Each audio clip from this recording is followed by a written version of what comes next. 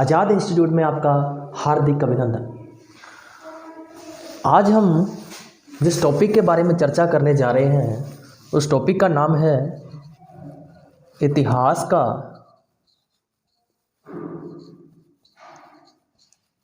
सामान्य परिचय। सबसे पहले हम देखेंगे कि इतिहास किसे कहते हैं। इतिहास जो शब्द है, इस शब्द की उत्पत्ति ग्रीक भाषा के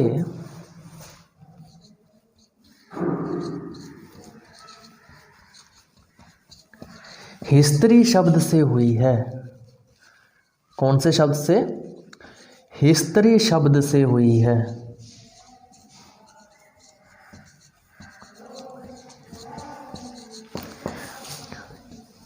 हिस्ट्री शब्द है, इसका अर्थ होता है बुनना।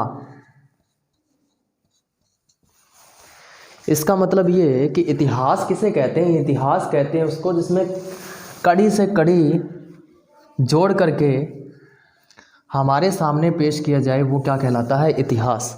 क्योंकि कड़ी से कड़ी हम बुन करके फिर इतिहास को अगर समझेंगे तो बहुत अच्छे तरीके से हमें इतिहास समझ में आएगा। क्लियर? अब चलते हैं आगे। अब हमें एक शब्द मिलता है इतिहास और दूसरा शब्द हमें मिलता है क्या? अतीत। इन दोनों में अंतर क्या होता है कि जो इतिहास है, इतिहास किसे कहेंगे कि ऐसी घटनाएं जो हमें लिखित रूप में या लिखित साक्ष्य के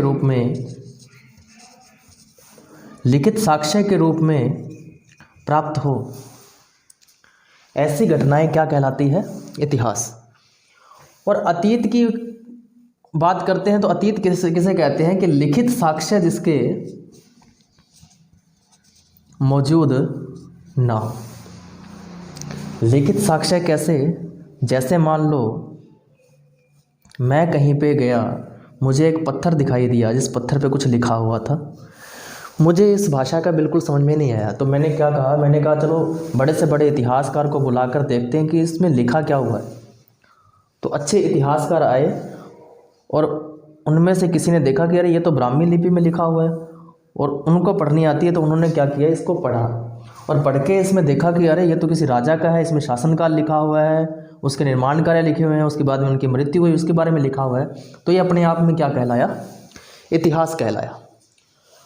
ये इतिहास किसी भी तरह से लिखा हुआ हो सकता है। जैसे मान लो गुहा विलेख यानी गुफाओं पे लिखा हुआ हो सकता है, ताम्र पे यानी किसी तांबे के या फिर किसी भी ऐसी धातु पे लिखा हुआ हो सकता है, या फिर किसी शिलालेख पे, स्तंभ पे लिखा हो सकता है, या किसी ऑथेंटिक या फिर किसी बुक के अंदर लिखा हुआ हो सकता है। तो वो अपने आप में क्या कहलाएगा? इतिहास कहलाएगा। अतीत क्या होता है कि ऐसी चीज़ें जिनमें क्या है कि मानव जीवन को प्रभावित ना किया हो जिसने।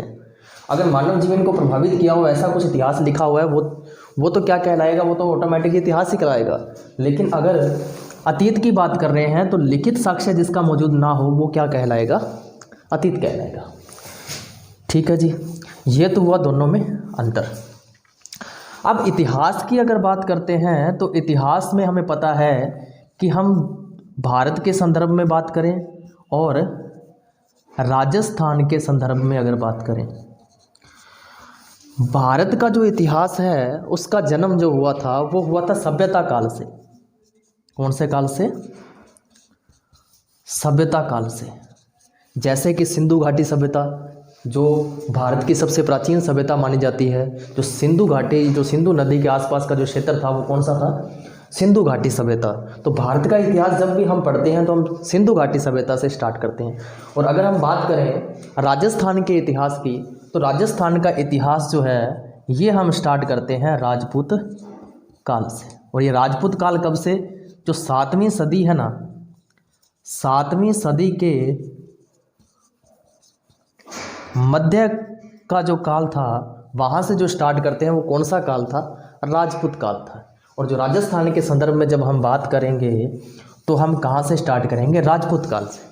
और इसी राजपूत काल से स्टार्ट करते करते हम क्या आगे बढ़ते बढ़ते फिर हम मेवाड़, मारवाड़, बीकानेर का और सिरोही का, और मान लो यहाँ पे अजमेर का, चौहानों का, और फिर धीरे करते हुए प्रजामंडल एकीकरण, और ऐसी घटनाएं जो कोई ऐसे लोग जो अच्छे व्यक्तित्व के जो लोग थे उनके बारे में भी हम चर्चा करेंगे। तो इस तरह हम राजस्थान का जो इतिहास है इसे पूरे तरीके से हम कवर करेंगे। और मेरा ये पक्का दावा है कि जो भी मैं क्वेश्चन करवाऊंगा, जो भी यहाँ पे टॉपिक और विद नोट्स मैं जो करवाऊंगा, आप साथ साथ में नोट्स बनाते रहिए। इससे बाहर मैं लिख के देता हूँ कि इससे बाहर कोई भी क्वेश्चन नहीं जाएगा। चलिए अब बात करते हैं राजस्थान के इतिहास के संदर्भ में, कि जो मैंने पहले बता चुका हूँ कि राजपूत काल से यह स्टार्ट होता है राजस्थान का इतिहास। तो राजस्थान के इतिहास का, राजस्थान के इतिहास का जनक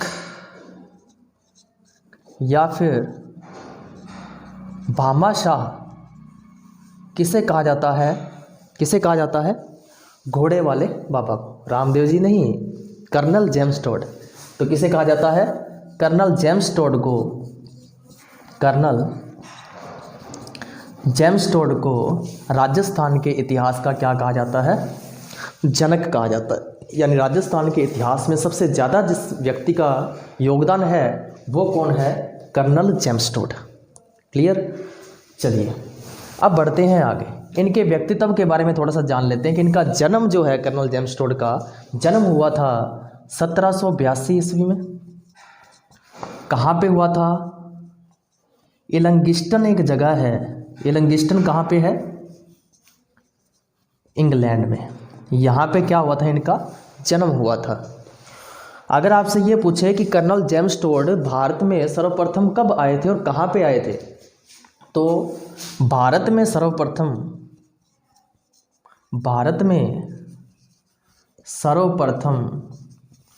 1798-99 में बंगाल में आए थे। कहाँ पे? बंगाल में। ये तो है भारत के संदर्भ में कि कर्नल जेम्स टोड भारत में सर्वप्रथम कब आए थे? 1798-99 में। और कहाँ पे आए थे? बंगाल में आए थे। अगर आपसे ये पूछे कि राजस्थान के संदर्भ में, राजस्थान में सर्वप्रथम कब आए थे? 1806 ईस्वी में। और कहाँ पे आए थे? मांडल भीलवाड़ा में। तो एक क्वेश्चन और क्लियर हुआ कि राजस्थान में कर्नल जेम्स टोड सर्वप्रथम कब आए थे? 1806 ईस्वी में। और कहाँ पे आए थे? मांडल भीलवाड़ा में। आगे चलते हैं। 1813 ईस्वी में इन्हें कर्नल की उपाधि दी गई। किसकी उपाधि? कर्नल की उपाधि दी गई। और बात करते हैं 1817-18 में राजस्थान में पॉलिटिकल एजेंट के रूप में आए थे। चलिए आगे चलते हैं। 1822 में कहाँ गए? पुणे, इंग्लैंड लौट गए। और 1835 में राम नाम सत्य क्या हो गई? इनकी मृत्यु हो गई। ये थोड़ा सा व्यक्तित्व मैंने बताया है किनका? कर्नल जेम्स टोड का। चलिए यहाँ तक आपका क्लियर हुआ। आप नोट करना चाह रहे हैं तो नोट कर लीजिए, अगर स्क्रीनशॉट लेना चाह रहे हैं तो आप स्क्रीनशॉट ले लीजिए।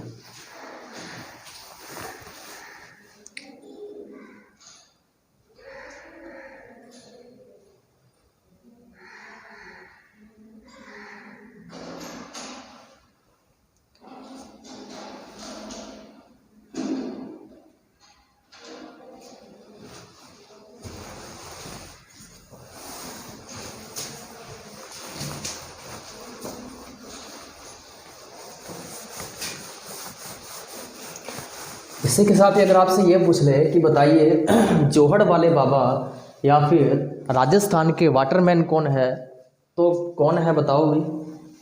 कमेंट सेक्शन में कीजिए जल्दी से फटाफट।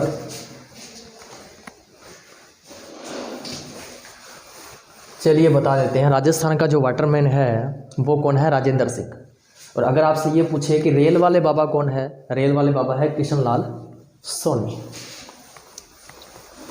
और अगर आपसे ये पूछे कि सेठानी का जोहड़ कहाँ पे है, वो कहाँ पे है? चूरू में।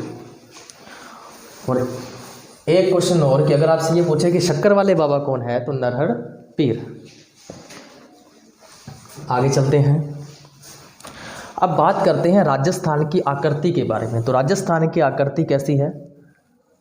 पतंगाकार। मैं जो राजस्थान के इतिहास में जब भी किसी राजा का शासनकाल पढ़ाऊंगा या जब भी मैं राजस्थान की बात करूंगा तो हमेशा आकृति में पढ़ाऊंगा कैसी? पतंगाकार, ताकि आपको भी याद रहे कि राजस्थान की आकृति कैसी है? पतंगाकार है। कैसी आकृति है? पतंगाकार या फिर विषम कोणीय चतुर्भुजाकार। और ये आकृति बताने वाले कौन थे? उनका नाम है T.H. हैंडले। तो T.H. हैंडले के अनुसार राजस्थान की जो आकृति है वो पतंगाकार या फिर विषम कोणीय चतुर्भुजाकार क्या है? राजस्थान की आकृति है।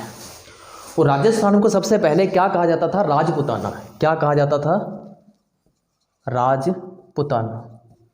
इस राजपुताना जो शब्द है, इस शब्द का सबसे पहले मौखिक रूप से जिस व्यक्ति ने प्रयोग किया था उनका नाम था जॉर्ज थॉमस।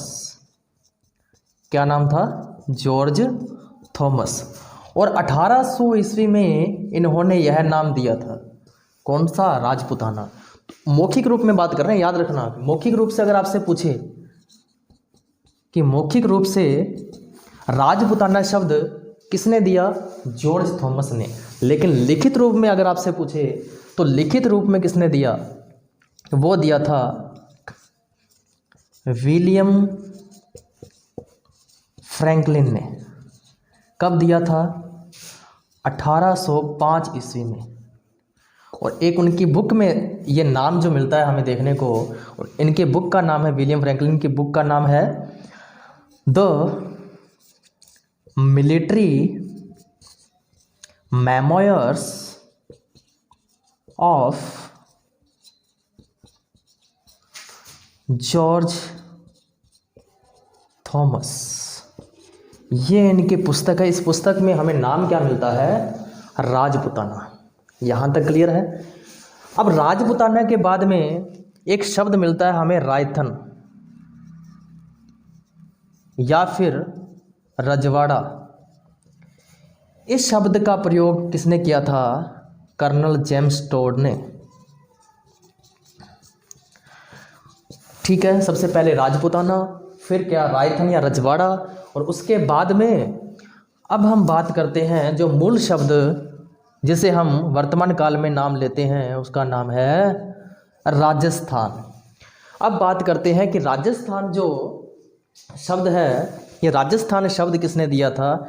ये भी किसने दिया था? कर्नल जेम्स टोड ने। ठीक है, इनकी एक पुस्तक मिलती है हमें, कौन सी? The annals and antiquities of Rajasthan. या फिर इसी पुस्तक का नाम मिलता है हमें क्या? The central western state of Rajputana. ये बुक जो है कर्नल जेम्स टोड की, इस बुक के अंदर हमें कौन सा शब्द मिलता है? राजस्थान शब्द मिलता है। जो ये पुस्तक है, इस पुस्तक के बारे में चर्चा कर लेते हैं। जो ये पुस्तक है 10 central western state of Rajputana या फिर the annals and antiquities of Rajasthan. जो ये पुस्तक है, इस पुस्तक का जो ये लिखी कब गई? 1829 ईस्वी में। किसके द्वारा? कर्नल जेम्स टोड के द्वारा। और संपादक कौन है? संपादक है इस बुक के विलियम क्रुक, विलियम क्रुक। और समर्पित किसको है ये? समर्पित, समर्पित है कर्नल जेम्स टोड के गुरु थे, उनका नाम है यति ज्ञान चंद्र। और विलियम क्रुक के गुरु कौन थे? विलियम क्रुक के गुरु थे कर्नल जेम्स टोड। तो ये हमने बात किसकी की कि जो राजस्थान शब्द है, इस शब्द का प्रयोग सर्वप्रथम कर्नल जेम्स टोड ने किया अपनी पुस्तक the annals and antiquities of Rajasthan and the central western state of Rajputana. ये दोनों एक ही बुक का नाम है। उसके बाद में ये 1829 ईस्वी में लिखी गई थी, इसके द्वारा कर्नल जेम्स टोड के द्वारा। लेकिन जो संपादक है, संपादक इस बुक के वो कौन है? William Crooke. और समर्पित किसको है? कर्नल जेम्स टोड के जो गुरु हैं उनका क्या नाम है? यति ज्ञान चंद्र। चलिए यहाँ तक क्लियर हो गया। स्क्रीनशॉट ले लीजिए या फिर आप इसको नोट डाउन कर लीजिए।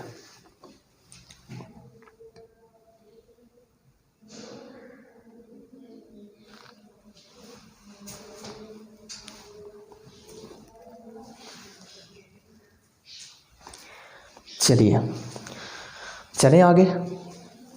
अब आगे बढ़ते हैं अपने।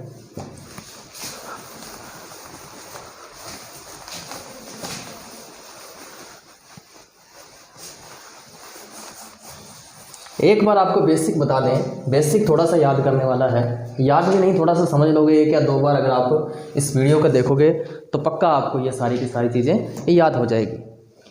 ठीक है, याद करने वाले सिर्फ बेसिक चीज़ें हैं, उसके बाद में जब मैं आगे पढ़ाऊँगा तो आपको अपने आप मज़ा आने लग जाएगा कि क्या इतिहास मतलब इतना इंटरेस्टिंग है, हमने तो कभी सोचा ही नहीं था। चलिए अब हम बात करते हैं किसकी, कि स्वतंत्रता से पूर्व जो राजस्थान है, राजस्थान में कुल रियासतें कितनी थी? राजस्थान में कुल रियासतें थी कितनी? 19। तो हम क्रम वाइज इसको क्या करते हैं, डिटेल से पढ़ लेते हैं। पहली तो कौन सी है? मेवाड़ रियासत। और मेवाड़ में कौन सा वंश? गोहिल राजवंश। कौन सा राजवंश? गोहिल राजवंश था। कौन सी जगह पे? उदयपुर में। और खासियत क्या है कि राजस्थान की सबसे प्राचीन रियासत, राजस्थान की सबसे प्राचीन रियासत कौन सी? मेवाड़। तो क्वेश्चन आपसे ये पुटअप हो जाए अगर कि मेवाड़ जो राजस्थान की सबसे प्राचीन रियासत कौन सी थी, तो मेवाड़ रियासत। उसके बाद में अगर अपने बात करते हैं किसकी, नंबर 2 पे प्रतापगढ़, नंबर 3 डूंगरपुर, नंबर 4 बांसवाड़ा। प्रतापगढ़, डूंगरपुर और बांसवाड़ा ये क्या थे? ये नाम के पीछे क्या लगाया करते थे? महारावल लगाया करते थे। क्लियर। चलिए आगे चलते हैं। 5 नंबर पे सिरोही राज जो था, सिरोही में कौन सा राजवंश था? देवड़ा राजवंश।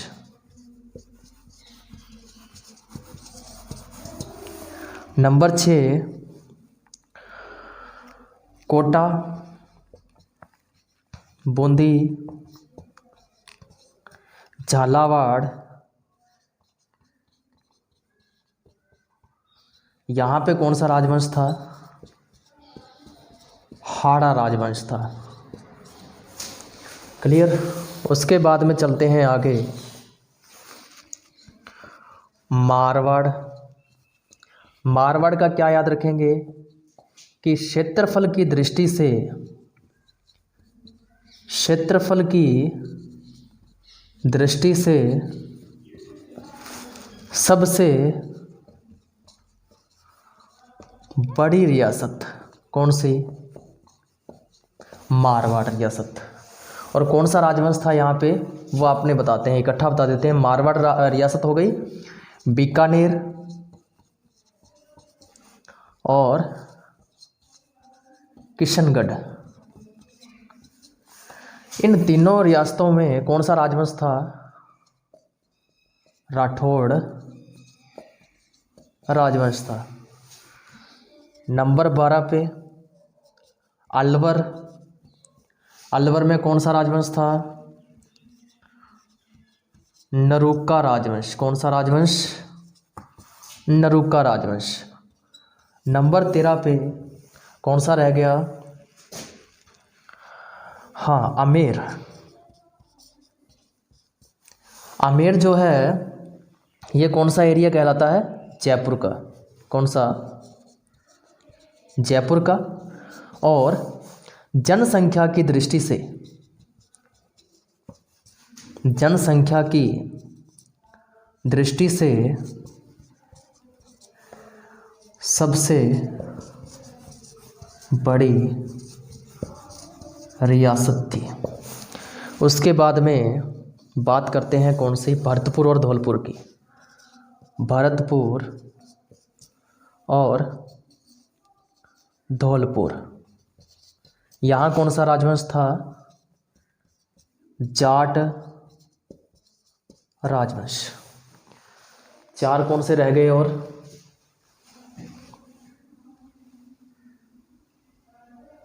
एक रह गया अपना शाहपुरा। शाहपुरा जो है ये क्षेत्रफल व जनसंख्या की दृष्टि से सबसे क्या थी? छोटी रियासत। क्षेत्रफल व जनसंख्या की दृष्टि से सबसे छोटी रियासत। नंबर 17 पे टोंक। टोंक का याद क्या रखोगे कि यह एकमात्र मुस्लिम रियासत थी। कौन सी? टोंक। क्लियर? 17 और 2 और कौन से रह गए? आप जल्दी से कमेंट सेक्शन में बताइए 2 कौन से रह गए? मेवाड़, प्रतापगढ़, डूंगरपुर, बांसवाड़ा, सिरोही, कोटा, बूंदी, झालावाड़, मारवाड़, बीकानेर, अलवर हो गया, आमेर, भरतपुर, धौलपुर। और कौन सा रह गया? 2 अपने और रह गए हैं। जल्दी से बताइए कमेंट सेक्शन में। आया याद क्या? 2 कौन से रह गए? 2। एक तो रह गया कौन सा? जैसलमेर। और लास्ट कौन सा? करौली। यहाँ पे कौन सा राजवंश था? यादव राजवंश। और ये नाम के पीछे क्या लगाया करते थे? पाल लगाया करते थे। जो जैसलमेर और करौली के अंदर जो थे राजा, जो शासक थे, वो नाम के पीछे क्या लगाया करते थे? पाल। तो ये सारे के सारी कौन सी रियासत हो गई? मेवाड़ की, सॉरी, राजस्थान की 19 रियासतें। अब दोबारा से रिवीजन कर लेते हैं। पहले नंबर पे हमने क्या डिस्कस किया? मेवाड़ रियासत। मेवाड़ रियासत की अगर बात करें तो कौन सा राजवंश था? गुहिल राजवंश था। कौन सा एरिया? उदयपुर का। और राजस्थान की सबसे प्राचीन रियासत अगर आपसे पूछे तो कौन सी? मेवाड़। क्लियर? और अगर आपसे ये भी पूछे कि अगर पूरे बताइए विश्व में सबसे प्राचीन जीवित राजवंश बात करें तो भी कौन सा रियासत? मेवाड़ रियासत। प्रतापगढ़, डूंगरपुर और बांसवाड़ा, यहाँ पे कौन सा राजवंश था? प्रतापगढ़, डूंगरपुर, बांसवाड़ा में महारावल लगाया करते थे नाम के पीछे। सिरोही में देवरा राजवंश था। कोटा, बूंदी, झालावाड़, यहाँ पे कौन सा था? हाड़ा राजवंश था। और मारवाड़ रियासत के अंदर क्षेत्रफल की दृष्टि से सबसे बड़ी रियासत थी। बीकानेर और किशनगढ़ और मारवाड़ तीनों का जो राजवंश था वो कौन सा था? राठौड़ राजवंश। अब बात करते हैं अलवर की। अलवर में कौन सा राजवंश? नरूका राजवंश। आमेर, आमेर हमें पता है कि जयपुर में पड़ता है और जयपुर का जो एरिया है वो आमेर रियासत थी और जनसंख्या की दृष्टि से सबसे बड़ी रियासत। अच्छा, इसमें एक चीज़ रह गया, कौन सा राजवंश था? कछवाहा राजवंश। कौन सा राजवंश? कछवाहा राजवंश था। भरतपुर और धौलपुर जाट राजवंश। शाहपुरा, शाहपुरा क्षेत्रफल व जनसंख्या की दृष्टि से सबसे छोटी रियासत। अगर आपसे ये पूछे कि बताइए क्षेत्रफल व जनसंख्या की दृष्टि से सबसे छोटी रियासत कौन सी थी, तो हमारा आंसर क्या होगा, शाहपुरा। टोंक की बात करें तो एकमात्र मुस्लिम रियासत, यानी मुस्लिम रियासत सिर्फ एक थी राजस्थान के अंदर, वो कौन सी थी, टोंक। फिर जैसलमेर और करौली के अंदर यादव राजवंश था, और जो नाम के पीछे क्या लगाया करते थे, पाल लगाया करते थे। इनमें से आपने एक चीज नोट की क्या, पूछो सर कौन सी, यही कि कुल रियासत कितनी, कुल रियासत कितनी, 19। 19 में से आप चेक करो कि 16 तो कौन सी थी, राजपूत वाली, यानी कि 16 रियासतें थी, वो कौन सी थी, 16 रियासतों में कौन से राजवंश थे, राजपूतों के जो राजवंश थे। और जो दो कौन सी, भरतपुर और धौलपुर, दो कौन सा राजवंश था, जाट राजवंश था। और एक कौन सी, मुस्लिम।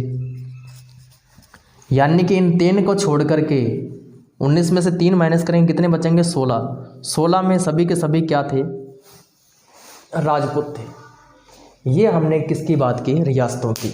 इसके बाद में अपने बात करते हैं किसकी, ठिकानों की। किसकी बात करते हैं, ठिकाने की। चलिए नोट कर लीजिए फटाफट, फिर बढ़ते हैं अपने आगे।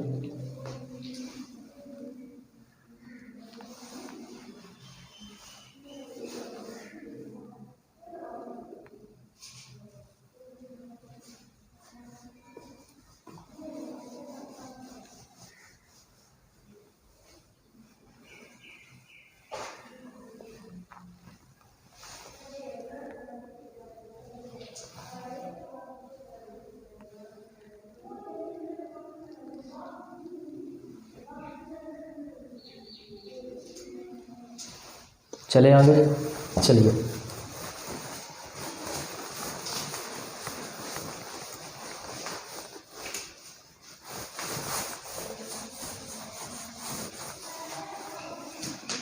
अब बात करते हैं कि 19 तो मैंने बताया कि क्या थी, रियासतें। कुल रियासत कितनी थी,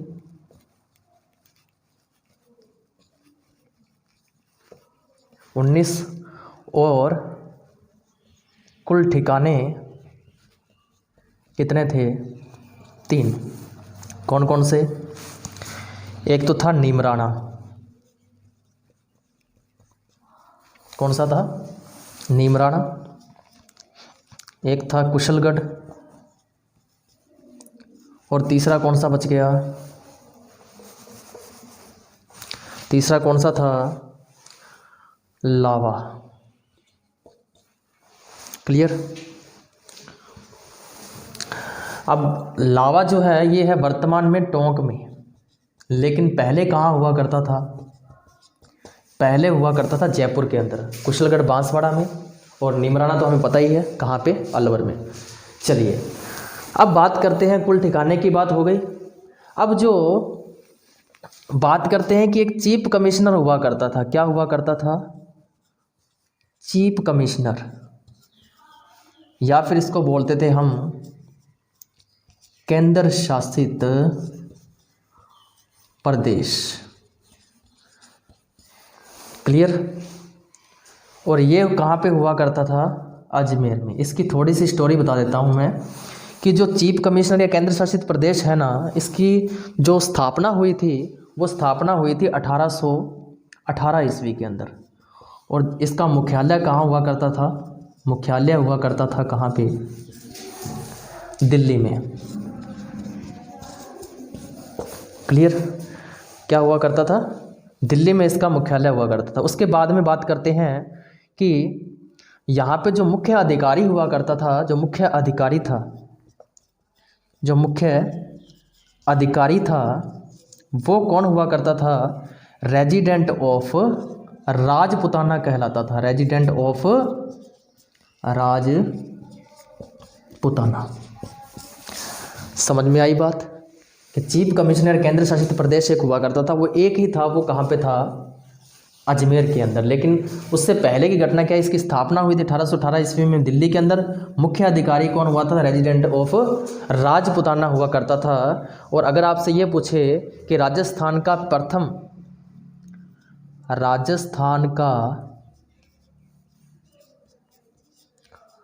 प्रथम रेजिडेंट ऑफ राजपुताना तो कौन था, डेविड ऑक्टर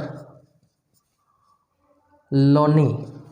डेविड ऑक्टर लोनी राजस्थान का प्रथम रेजिडेंट ऑफ राजपुताना कौन, डेविड ऑक्टर लोनी। या फिर आपसे पूछ ले कि चीफ कमिश्नर केंद्र शासित प्रदेश का सर्वप्रथम सबसे पहला जो मुख्य अधिकारी था वो कौन था, डेविड ऑक्टर लोनी।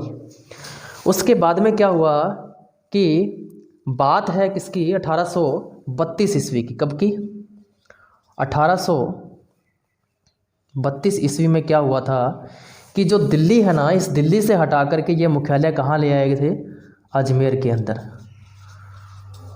और जो मुख्य अधिकारी था रेजिडेंट ऑफ राजपुताना, इस रेजिडेंट ऑफ राजपुताना का नाम हटा करके यहाँ पे नाम रख दिया इसका एजीजी। एजीजी यानी एजेंट टू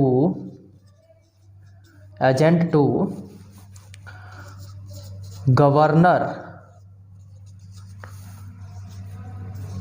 जनरल।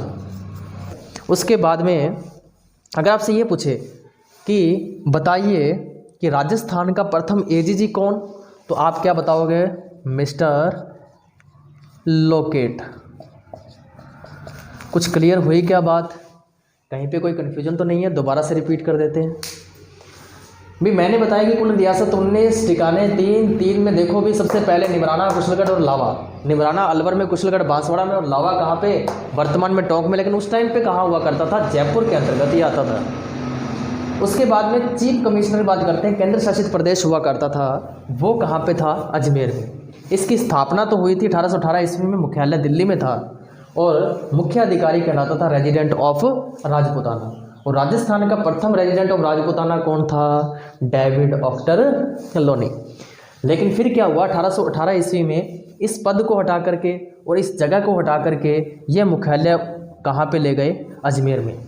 और जो मुख्य अधिकारी का पद था रेजिडेंट ऑफ राजपुताना, इसको हटा करके इन्होंने क्या नाम रख दिया, एजेंट टू गवर्नर जनरल। और ये इसको क्या बोलते थे शॉर्ट फॉर्म में, एजीजी।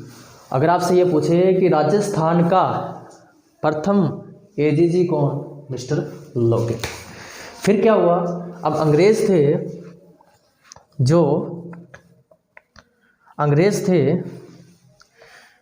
ये अंग्रेज क्या होते थे, गोरे कहलाते थे, चमड़ी गोरी थी। और जो जहाँ से वो आए थे वो क्या है कि वो उनके अनुकूल वातावरण था। लेकिन यहाँ पे हमें पता है कि राजस्थान में कैसा वातावरण है, यहाँ पे खूब गर्मी पड़ती है, गर्मियों के टाइम पे खूब गर्मी और सर्दियों के टाइम पे खूब सर्दी पड़ती है। लेकिन हमें पता है कि सबसे ठंडी जगह हम चलते हैं इधर अपने माउंट आबू साइड या सिरोही साइड चलते हैं तो बहुत अच्छा वातावरण है। गर्मियों के टाइम पे अगर वहाँ पे रहते हैं तो कंफर्टेबल होता है, अगर गर्मियों के टाइम पे अगर वहाँ पे जाए तो।